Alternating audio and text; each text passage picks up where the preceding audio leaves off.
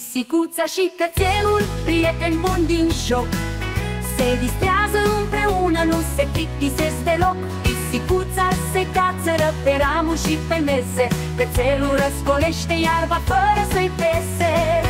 Pisicuța și cățelul se fugăresc și zâmbesc, împreună sunt fericiți.